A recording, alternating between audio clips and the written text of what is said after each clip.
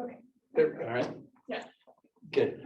So I should mention, actually, it's recorded just for everybody. If you make any comments, keep in mind that we'll have a record of that. So Crystal and I are the advisor. Amanda and I should want to just briefly introduce her. When that first, I should mention, it's been a long, strange trip. Amanda started here in 2019 in fall, before we even thought about masks, before we talked about vaccination, when Zoom calls were really still a cool thing, Zoom was better than the phone, all that kind of stuff. And, when you want to talk about politics, it's a different world now.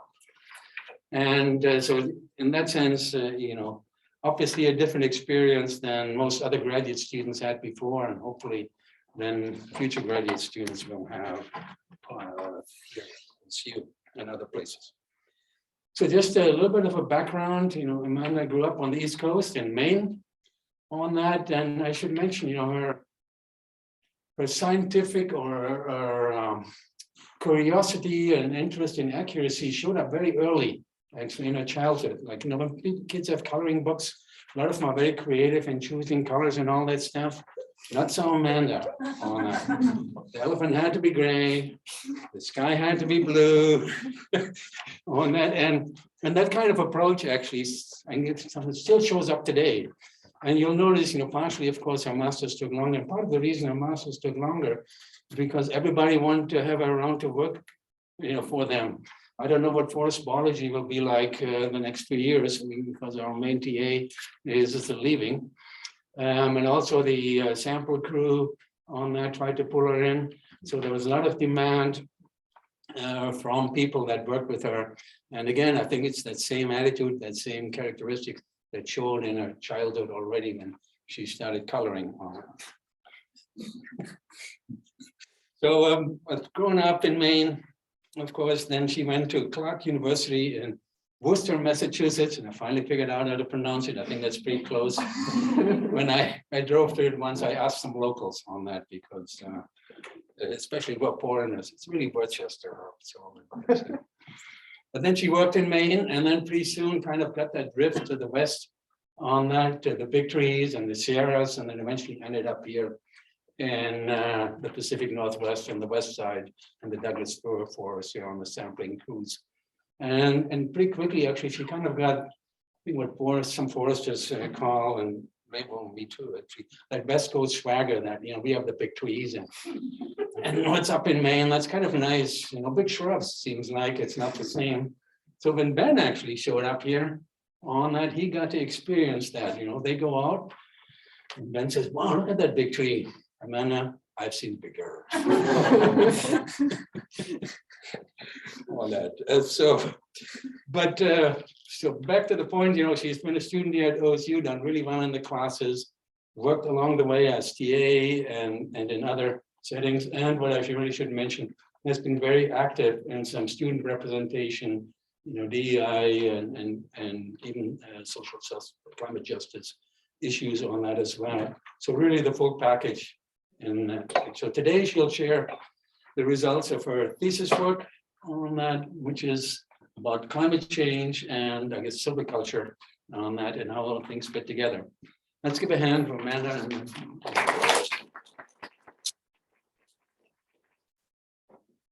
Okay, thank you, Klaus. So today I'm going to talk about microclimates and the effect of residual canopy cover and wildfire smoke. So first I want to just start off with an example of microclimates. So imagine you were going to go for a hike on a really hot day. Would you choose to go for a hike over here where you've got dense forest canopy cover and it's pretty protected, or over here in more of an oak savanna type ecosystem without as much protection? And so if you take two examples of these here in Corvallis, like the old growth trail in McDonald Dunn, or the oak savanna at Chip Ross, if you looked at the weather on your phone on some app, it would say that the temperatures at these two places is exactly the same. But when you actually go out here and went for a hike, what you actually experience would be vastly different. And so that's just an example of what microclimates are and how we all experience them every day. So microclimates are affected by many things. One of the biggest one is aspect, which affects the amount of solar heating that reaches the surface. So here in the northern hemisphere, south-facing slopes receive the most incoming solar heating. Topography also affects air movement, creating cool air drainages and pools. And then on a micro scale, depressions and groundwater seeps also affect microclimates on an even finer scale. And then proximity to water also affects temperatures, and typically cooler temperatures and higher humidity. And then the focus of my research is this buffering that canopy cover creates, which basically just means that understory temperatures are cooler beneath canopy cover than they are if that canopy cover wasn't there. And so these are all aspects that I controlled for in my research to really zoom in on this effect of residual canopy cover. So microclimates create variability in the physical conditions experienced by biota, because as you can see, there's so many factors that drive them that vary at so many different scales across the landscape. So as you can see here, this little baby germinate experiences climate on a centimeter scale, whereas if you were looking at maybe adult trees, you'd be looking more at the meters or maybe even kilometer scale. So what microclimates really allow you to do is to study climate at ecologically relevant scales for your specific study subject. So I chose to study seedlings and other understory plants. So I measured air temperature at a 2-centimeter height. But if you were studying something larger, you could scale that microclimate up to a larger scale to really match the climate that you measure with your study of interest. So I chose to focus on regeneration mostly because it's a highly variable process that's very dependent upon microsite and microclimate conditions. And so you can see here that sometimes you do get multiple germinates from one cone. Sometimes you just get one, but more often than not, you get none. So then even if you do get one germinate from a cone, that germinate still has a long way to go to becoming a mature tree. And that part of the life stage is highly sensitive to climate extremes, because as you can see, these little baby germinates don't have any thick bark to protect them from extreme temperatures or insulate them. And also their proximity to the soil surface means they're exposed to hotter temperatures, because as we know, the soil heats up a lot more than air. And so typically historically forest management has kind of gotten around this variability and the climate sensitivity of regeneration by removing it from the landscape and putting it in these controlled environments in greenhouses to get these seedlings past this most vulnerable stage, and then outplanting them once they're a little bit more established. But even in this process, we still take advantage of microsite conditions and microclimates by planting them in shaded or protected areas, either behind a tree or a stump, or even sometimes behind rocks. And so these microclimates protect these seedlings even when they have gotten past that most climate sensitive stage, the germinate stage. So just highlighting the importance of microclimates, both through natural regeneration and artificial regeneration through planting. And so we're concerned about regeneration and mature trees because of the threat of hotter droughts. And so hotter temperatures reduce trees' ability to survive and recover from drought. And this is mostly because of VPD, which is vapor pressure deficit, which is the difference between the amount of moisture in the air, which is this red dotted line here, the relative humidity, and how much moisture the air can hold when it's saturated, which is the solid line here. So you can see as increases in temperature, the VPD becomes much larger. And also if you have decreases in relative humidity, the VPD will become much larger, meaning there's much more atmospheric demand for moisture. So you'll get more evaporation from the soil and more transpiration from the plants. So you can see that here, when you have low VPD, you have lower amounts of transpiration, which is water loss through the leaf. Plants are able to keep their stomata open and photosynthesize. And then when you have higher VPD,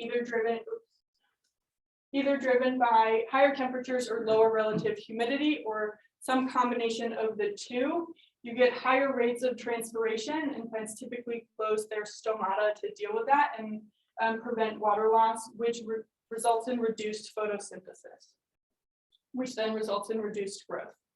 And then we also get this increased evaporation from the soil when we have high VPD. So one common suggestion we have for increasing resilience to these hotter droughts is to thin our stands to low residual density. And this theoretically reduces water competition between mature trees, but it also exposes the understory to increases in incoming solar radiation. And so since regeneration is more climate sensitive, we need to have a better understanding of the impact of these density management systems on understory temperatures, which is what led me to my research questions of how do differing amounts of overstory retention affect microclimate temperatures, and what does that mean for regeneration and other understory plants. So I highlighted a little bit why we're interested in regeneration, but understory plants are also of interest because they're responsible for most of the biodiversity in forests and serve many ecosystem services such as wildlife forage and pollinators. So we also want to understand the impacts on them as well.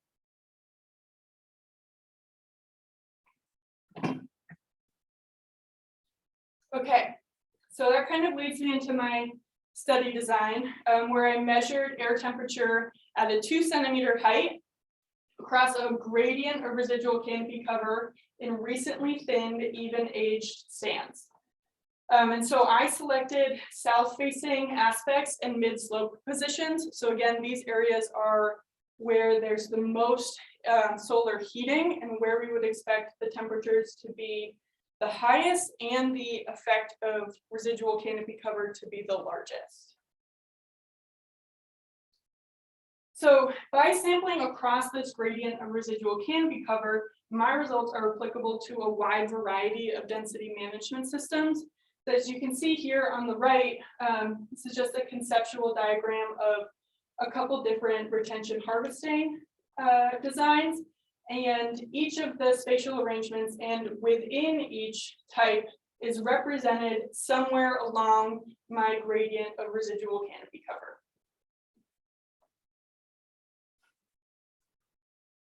So that leads me down to my more specific research objectives. So this first one was to determine the effect of residual canopy cover on maximum temperature at 2 centimeters above the ground. And then the second one is to determine the effect of residual canopy cover on the probability and amount of temperature-induced stress that conifer seedlings and germinants may experience. And then finally, I wanted to use these results to predict how the relationships between residual canopy cover and understory microclimate temperatures may change, or what the relationships will look like under projected climate scenarios. And so before I go into my statistical methods and how I achieved each of these objectives, I want to focus a little bit more on this objective 2. And so in order to do this, I looked first at these thermotolerance curves for Douglas fir seedlings. So as you can see, you've got photosynthesis here on the Y and temperature on the X. So you can see at around 40 degrees Celsius, starts to be a pretty steep drop off in photosynthesis. And so I used that threshold to create this stress degree hours variable, which calculates the amount of time and how far over this 40-degree threshold is accumulated each day. And so the values of stress degree hours is equal to this entire orange area. So it's the area under the curve. And so a value of say 5 for stress degree hours would represent either 1 hour where the temperature was 45, or 2 hours where the temperature was 42.5, or somewhere in between. And so this connects to our understanding of plant physiological stress, because we know it's not just the absolute maximum temperatures that plants are exposed to, but also the duration of that exposure that affects their physiological processes. So now going briefly into my statistical analysis. So for objective 1, I used weekly average daily maximum as a response variable in a linear mixed model with an AR1 correlation structure. And so what this correlation structure does is it essentially accounts for similarities through time, because although sometimes it may not seem like it here in Corvallis, typically climate is more similar to each other when they're closer together in time. And so then for my fixed effects, I used canopy cover, elevation, heat load, which is a composite index of aspect, slope, aspect, slope, and latitude, which represents potential incoming solar radiation at the site level, so at each sensor location. And then I included open air temperature at 1.5 meters from a nearby meteorological station at the H.J. Andrews, with sensor nested in harvest unit as a random effect. So then moving on to objective 2, I split the stress degree hours variable in 2 and first modeled the presence and absence of stress degree hours. So that's just did it occur or not. And use that in a binomial generalized linear mixed model with a logit length with the same fixed and random effects. And then I modeled the amount of SDH accumulation if it did occur in another linear mixed model with an AR1 correlation structure. And so as I was working through this, there was this downward trend in my air temperature at 2 centimeters, so my response variable, that wasn't accounted for in either my correlation structure or by including this open air temperature.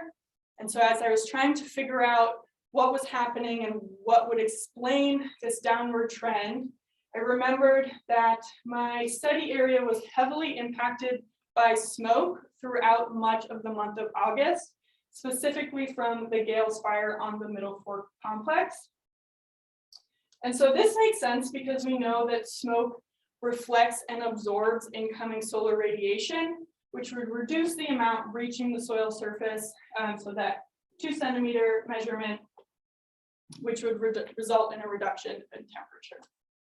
So then I included incoming shortwave radiation from that same nearby meteorological station at the H.J. Andrews, which fully accounted for this downward trend. And my model fit was drastically improved. And then I was able to use my models to actually answer my objectives. So for this first one, which is residual canopy cover, and Tmax, which is just the maximum temperature at 2 centimeters. So in this graph here, we've got residual canopy cover on the X, and then the Tmax at 2 centimeters here on the Y. The solid line is our predicted relationship. The gray shaded area is the 95% confidence interval around those predictions. And then these little dashes are places where I have observations, so the raw data. And so you can see that our Tmax at 2 centimeters is estimated to decrease by 1.3 degrees Celsius for every 10% increase in residual canopy cover. But based on the 95% confidence intervals, that relationship could be anywhere from 0.4 degrees Celsius all the way up into 2.2 degrees Celsius. And then I also want to highlight that I did calculate a pseudo R-squared, which is based on the difference between the predicted temperature and the observed temperature. And so the closer those are together, the higher the R-squared. And so having an R-squared of 0.8 means that we have pretty good confidence in these model results. So then moving on to objective 2, which was looking at stress degree hours. We've got the probability of SDH up here. And the rate of change in the probability is non-constant, but you can see that as you increase residual canopy cover, you start to get a quicker drop off in the probability. And then as we look down here in the median accumulation of daily stress degree hours, you can see that it starts to drop off pretty quickly as well as you increase residual canopy cover. And so with a 40% reduction in the accumulation of SDH per 10% increase in residual canopy cover. And so I just want to highlight that these two graphs really go together, because you can see here, even when you have, so at 50% residual canopy cover, you still have a high probability of stress degree hours, so at roughly 75%. But then when you look down here, the amount that's actually accumulated is fairly low. So roughly 2.5, which means that temperatures were, either 41 degrees for roughly 2 hours, or was 42 degrees for 1 hour. So it's going to allow managers to balance risk of harsh understory conditions with other objectives. So you can look at the probability in combination with how much is predicted to actually accumulate, and use that to balance out what your objectives are. And so then moving on to objective 3, which is using these results to look at understory microclimate conditions under future scenarios. And I was really only able to do this because of the conditions we had last summer. So it started off with this heat dome in late June, and then followed by several other smaller but still substantial heat waves throughout much of July and August. And so by collecting data during these extreme temperatures, which are projected to increase in frequency in the future, is able to actually have raw data in the model to then project what these relationships might be like under future heat waves. And so here we've got the same relationship between Tmax here at 2 centimeters and residual canopy cover for 4 climate scenarios. And so we've got the 30-year normal, and then 3 degrees Celsius of warming, and then the average conditions throughout the duration of the heat dome, and then the single hottest day of the heat dome. So as you can see, during the heat dome, even at 80% residual canopy cover, the maximum temperature at 2 centimeters is not predicted to go below that 40-degree threshold. But we know it's not just the maximum temperature, but also the duration of the exposure that matters for plants. And so looking here at the SDH, you can see that during the heat dome, the probability of the average hourly temperature going over 40 degrees is essentially 1 across the full range of residual canopy covers. But then when you come down here, you can see that although it's likely or highly probable that it will go over 40, the amount of accumulation is still relatively low compared to the accumulation at these lower residual canopy covers, where you can see that temperatures greatly exceed 40 and for long periods of time, with stress degree hour accumulation of over 30.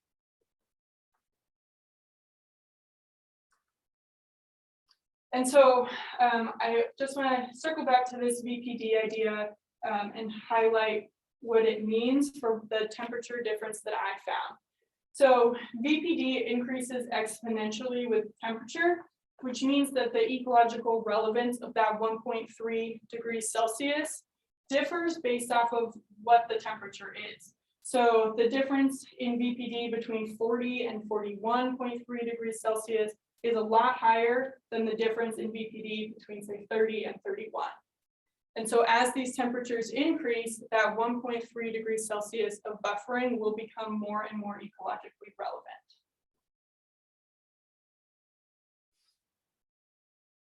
So heat waves are a current and future threat to tree mortality and ecosystem functioning. So my results show that typical conditions on south-facing slopes will not be fully protected from lethal temperatures during heat waves, even at high residual canopy cover. And then also, I just want to highlight again that there are these complex interactions between residual canopy cover, temperature, and moisture. So again, when we have high VPD, we have increase in transpiration, but also increase in evaporation. And so as things get hotter and drier, the reduction in residual canopy cover may exacerbate moisture stress, both for potentially for mature trees, but definitively in the understory because of that evaporation. And so my results allow managers, again, to just make informed decisions and balanced trade-offs based on their objectives. So if they're really interested in maximizing timber production, then they're free to do that, but with the understanding that that could lead to harsher conditions in the understory, which may or may not be important to them.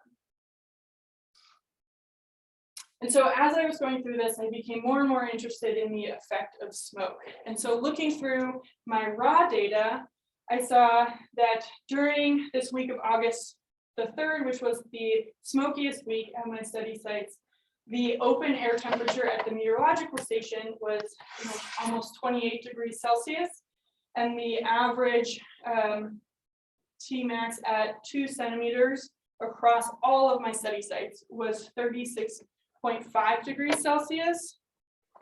And then the week prior to the smoke event, the open air temperature at the meteorological station was 26, so roughly 2 degrees cooler, but the average temperature across all of my study sites with the 2 centimeter height was much hotter, so almost 2.5 degrees hotter. So even with an increase in open air temperature, there was this decrease in temperature at 2 centimeters. And so that led me to adding this additional research question, which was how do wildfire smoke and residual canopy cover affect the difference between maximum and mean below canopy air temperatures at 2 centimeters and open air temperatures at 1.5 meters, which I'll refer to as delta T. And so over here you can see this is the Gales fire, and my study sites, you can see that there's quite a bit of smoke present over the area. And so for this analysis, again, you used maximums and means as the response variable in this same linear mixed model as before.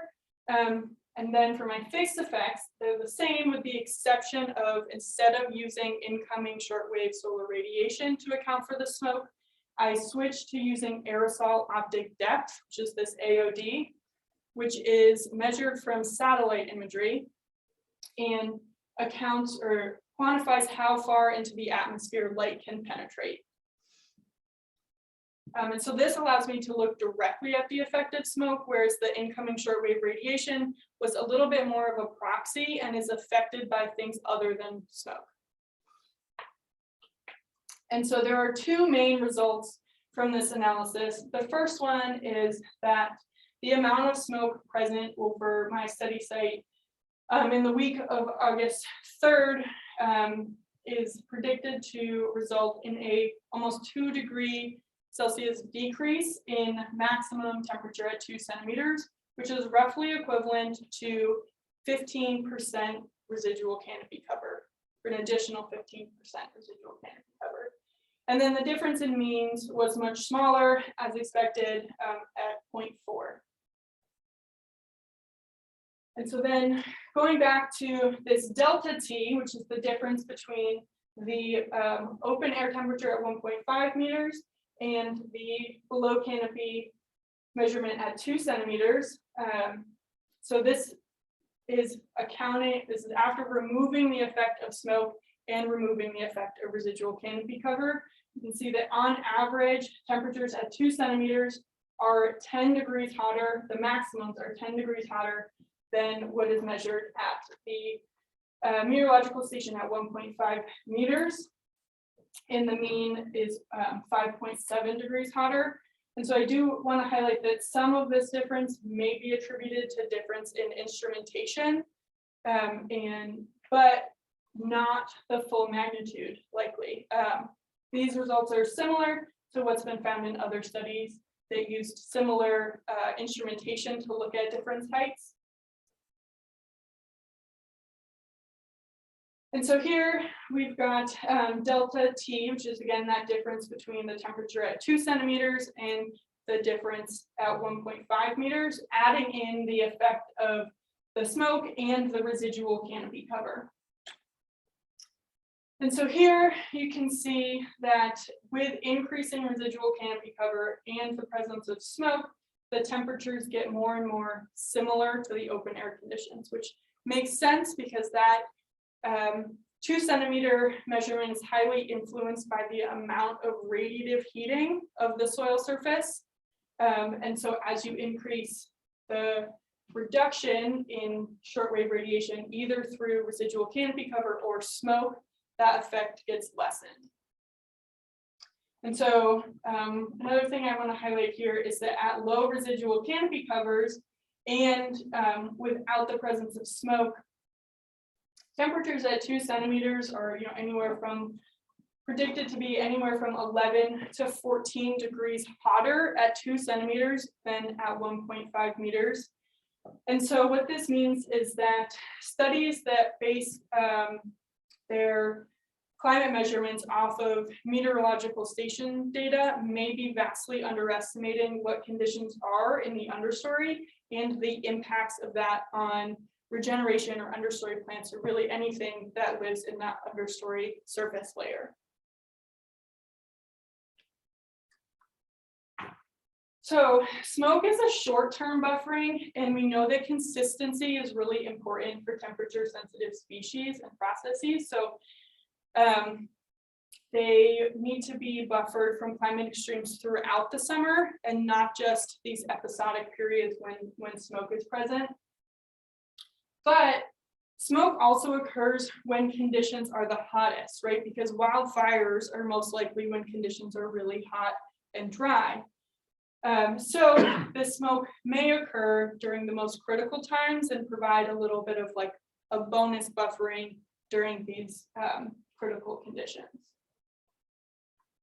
And then one more time, just want to highlight these like moisture and temperature interactions. So although there is temperature buffering associated with wildfire smoke, the air coming off of fires may also be drier, which may negate any temperature benefit.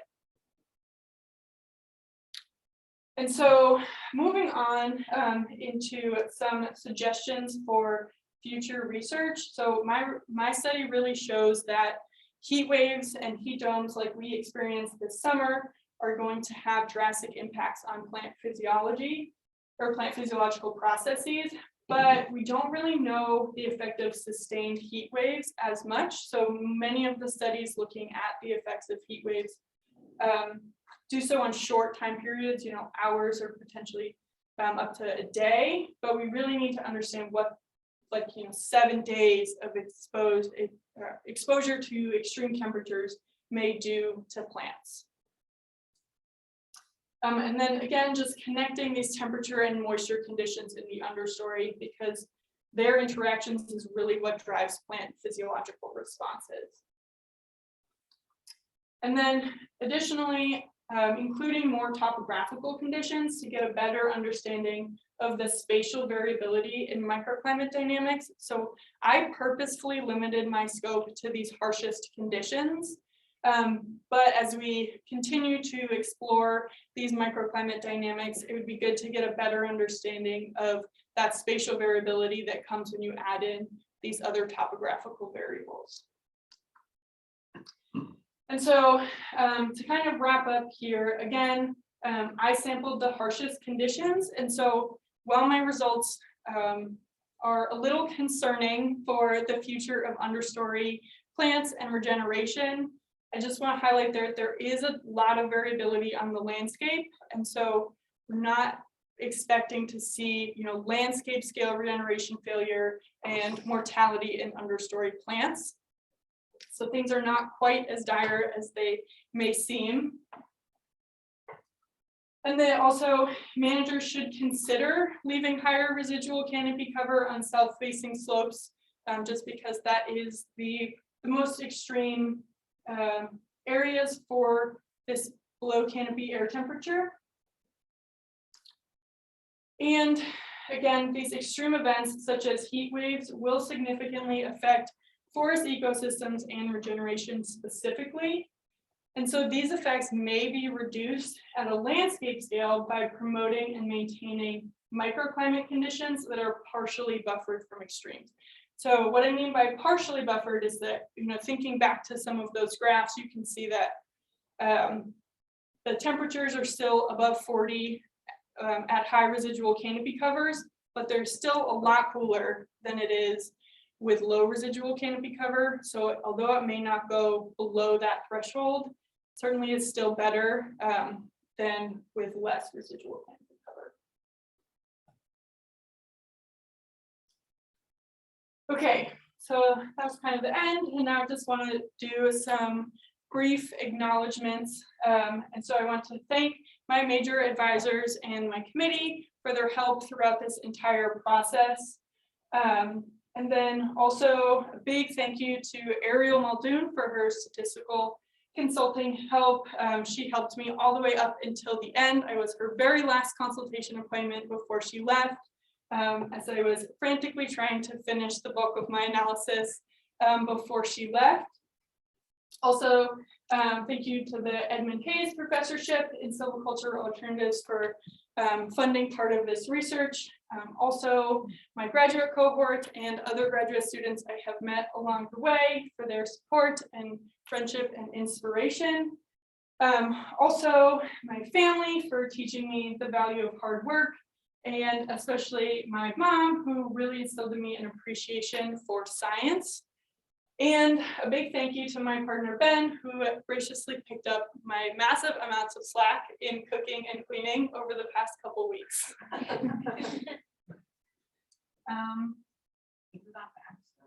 Oh yeah, and my pandemic pup, Baxter, for getting me outside every day, even in the rain, is much appreciated. I'm not sure what happened to the question slide, but we'll just go with the blank slide. Okay, yeah.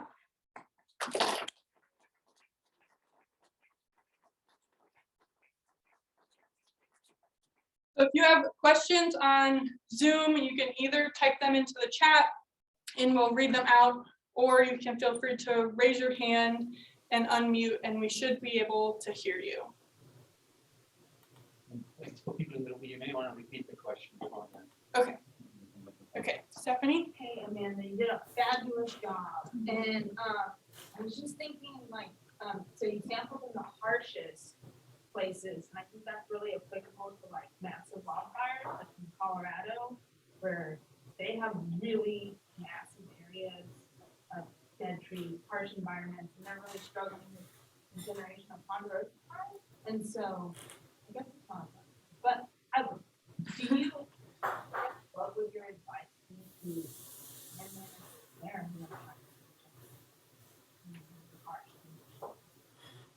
Okay, so the question is advice for land managers in Colorado on how to regenerate ponderosa pine in really harsh conditions. I'm not really sure I have much. I mean, so are you talking about areas that have been burned? Yeah, so there is no. I mean, I guess there's always, planting in microsites. There's also, instead of being concerned about those harshest conditions, look at regeneration at a larger scale and focus on areas where it may not be so hard to regenerate. So put your efforts more towards areas where it may not be as difficult. And that gives you time to kind of allow natural processes to take place in those harsh conditions, because things are typically on more than you'd expect them to be.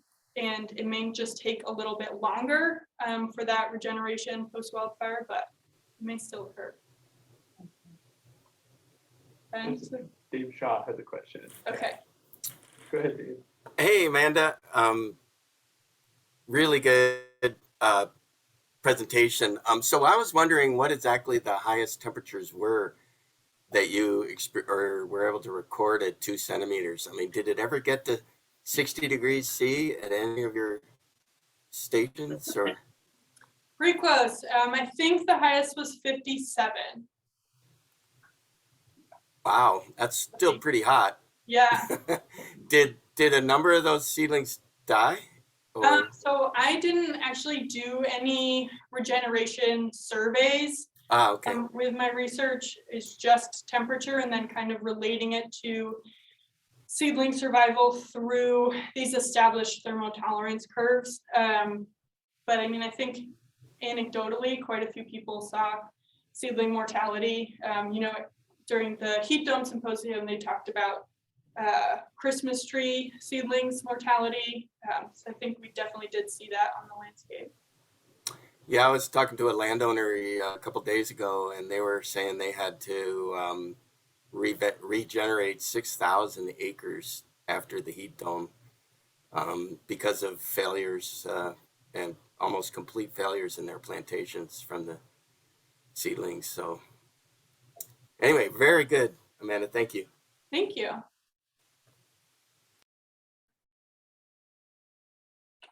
Adam? So let's say I was a land manager out somewhere near the Andrews, and I had 2 mature stands, one on like a north facing aspect and one on a south facing aspect, and I wanted to thin them, but be fairly conservative about preserving a good understory environment. Do you have a general recommendation for how much overstory I should use in those 2 cases? Yeah, so the question is recommendations for managers kind of in this same study area that I did on a north facing slope versus a south facing slope and how to protect the understory. So I guess my first caveat there is that it depends on what you mean by understory conditions. You can either try to maintain kind of the same levels of biodiversity that you would expect in a mature forest, or you can try to have enough light environment to get that early cereal condition. So it really depends on the understory condition that you're going for specifically. And so if you're trying to maintain that same biodiversity that you had before the harvest, you would need to maintain pretty high levels of residual canopy cover. But if you are trying to, promote regeneration, develop that second understory layer and a shrub layer potentially, and are okay with that transition in community structure, then, on the south facing slope, I don't know, maybe it's difficult because it also depends so much on the specific topography. And so anywhere from 50 to 60% residual canopy cover, but I'm very hesitant to give a specific residual canopy cover percentage, especially since you can create quite a bit of variability in the residual canopy cover. So I guess I really don't have a very specific pinpointed, you have to leave this much residual canopy cover to achieve X, because so many different things go into it. So I guess my recommendation is to just have a lot of variability on the landscape and assume that within that you would be able to create that variability in microclimate conditions to have at least some parts of that harvest be protected.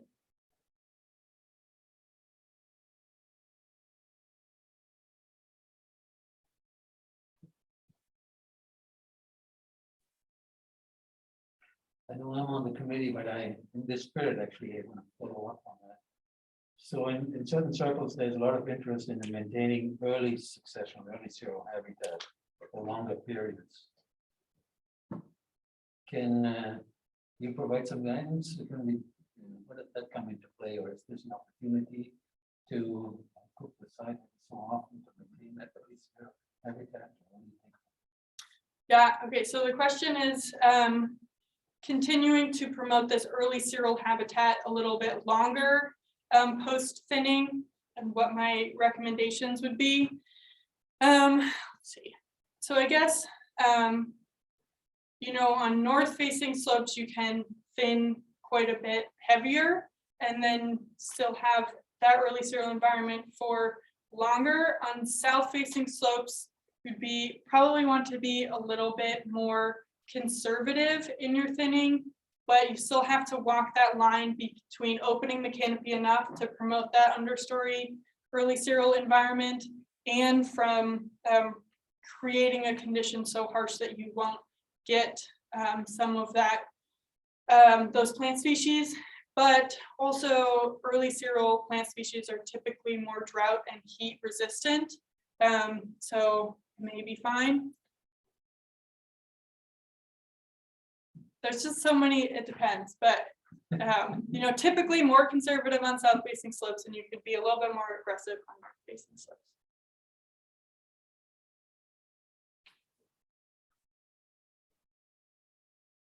Questions? Anything online? And one more. Stephanie? Oh, Chris, did you? You know, I was just pointing at you. Oh, okay. What was your favorite part of this wonderful project? I think probably the smoke. It was really exciting to kind of go through the whole process of like, okay, why aren't my models fitting? Like what could be causing this? And then kind of thinking about the summer and what that could be. And I don't know, it's just kind of really fun to go through the problem solving aspect of it, of being like, okay, what are all the factors that could be driving it? And like, what am I missing? And then, you know, like feeling vindicated when I finally solved it. Yeah. There's a question in the chat from Dave Bell who asks, do we have any information that tells us whether standing dead trees might offer a similar but muted buffering effect? I don't. I think there probably is some sort of buffering, but it would come exclusively from the trunk. And so the footprint of the buffering would be much smaller. And it would probably only, but then there's also the biomass aspect of it where trees heat up slower than the air. You know, as you can see with like when snow melts around the base of a tree. So there is a little bit of buffering from that, and then also some from the shade. So I guess, yeah, potentially there is some muted buffering, especially in that really close proximity to it. So as you can see, like post-wildfire regeneration efforts typically try to plant seedlings in the shade of stumps or burned out trees. And so there's definitely at least anecdotal evidence out there that does occur. Yeah, Jane. You looked at soil moisture as well. So I did collect soil moisture data. I didn't end up using it, which was a pretty big bummer because there was a lot of fine scale variability in the soil texture, which I really wasn't able to account for, which made comparisons between the sites really difficult. And also there was a little bit of instrument error, I think. Some of the measurements really didn't make any sense. And so I decided to just remove that, as big of a bummer as it was. What depth was it at? 6 centimeters. Yeah, so the sensors that I use are really designed to capture that environment of seedlings. So it's, you know, the top layer of the soil and then air temperature at 2 centimeters. And then it also collected air temperature at 15 centimeters, but the two air temperatures were highly correlated. And I decided to focus on that 2 centimeter height because it really is that what's representative to early germinants and was a little bit more interesting. You had a question online. Not doing my job over here. Oh, yeah. Go ahead, Claudio. Hey, Amanda, great presentation. I really like the graphics too. Good work on there. I have a question. Do you have any recommendation for forest plantations when they plant after a clear cut? And sometimes they even avoid planting by the stumps. So what could they do in that case? Yeah, I mean, it's, again, just trying to take advantage of those microsite conditions, which I think a lot of them already do. I think there has been some experimentation at least a while ago, you know, with the early shelterwood studies. They used shade cards to shade the planted seedlings, which had some minimal effectiveness, I think, but is also quite an investment in time. So if they're really concerned, they can try to design some shading infrastructure, but also I think the most useful is to just take advantage of the variability in the topography and the shading from either even slash or stumps on the landscape. Okay, thank you. Yeah.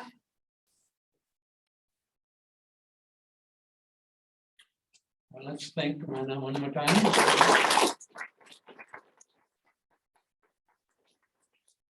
So I should mention that I like the smoke one when people, some of my colleagues push, prescribed burning and they will solve all our problems. And I try to tell them it's a little more complex than that. There may be good and bad fires, but there is no good smoke.